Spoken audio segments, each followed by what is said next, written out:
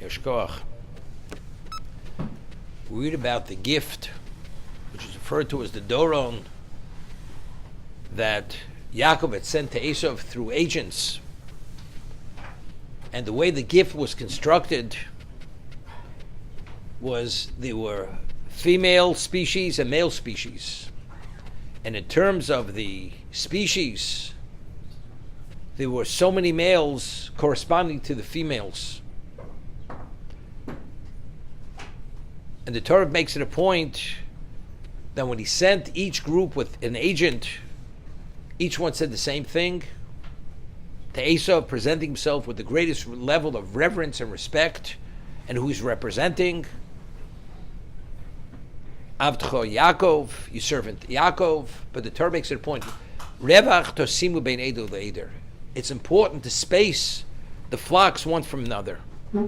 So Rashi cites Chazal, Revach tosimu eder lefnei chavero moli ayin. That it should be something visually you could see from one flock being separated from the other flock. K'dei lazbia eino shelosa rosho. Ultaveu aribe adoron.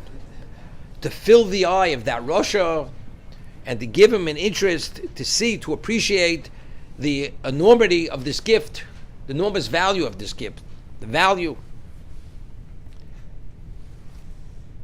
It's interesting. Esav, when finally they embraced and they kissed, Yaakov and Esav, Yaakov says to Esav, it's for you. Esav says, Yeshli Rov, I have so much. You take it. Yaakov Yeshli Kol. A man who says, I have so much, but I'm not there yet, he will never be there. Yaakov, who said, Yeshli Kol, I have it all, meaning the value of the material is only to dress an objective. I have it all. Whatever Hashem gives me, I have to address what has to be addressed. Esav, where he lives for the material, and the material is an end unto itself, there's no end to it. And therefore, Yesh Lamanur Mosayim, the gap always gets wider. The more you have, the gap is a wider, greater gap.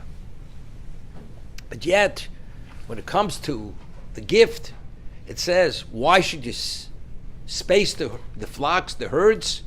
That even though this Rosha, Yesh Rov, it's possible to literally fill his eye.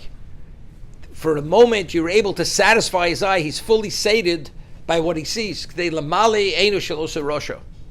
Midrash tells us, what was the concept of the gift? It was shochad. As it says, shochad ya'aver eini tzadikim. If bribery is able to blind even the righteous, the devoutly righteous, koshkein, eino shel rishoyim, there's no question in the eye of the evil one, because he lives for this. Now, what is the concept of shochad? So the Gemara tells us that a judge takes bribery, or a favor was done to him, he's disqualified as a judge. Why? Because a judge has to maintain a state of impartiality. Has to be impartial.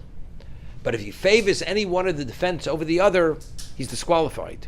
He loses the status, he's no longer a judge, because he has to be impartial. But what is the meaning of the word shochad? So the Gemara says, shechad, because the man who bribes you, or the person who gave you something, the favor, you see it as he sees it. Naturally, that's the way you see it. The Gemara cites an example, one Amora, that because somebody did him a favor, he didn't leave a stone unturned to try to find favor with one of the positions. Shechad, you see it as the defendant sees it. That's the concept of shochad. You have to maintain impartiality, otherwise you see it as that other person sees it. Now, what did Yaakov want Esav to appreciate? It wasn't just bribery. What was the concept? Why did Esav want to kill Yaakov? Because Esav truly didn't appreciate who Yaakov was. But if he would have understood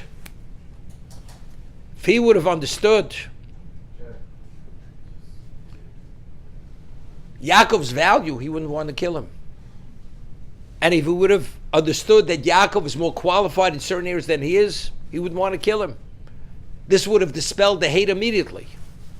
So the shochad was only shechad, that he should see it the way Yaakov sees it. And if Esav sees it the way Yaakov sees it, immediately there's no basis for hate any longer.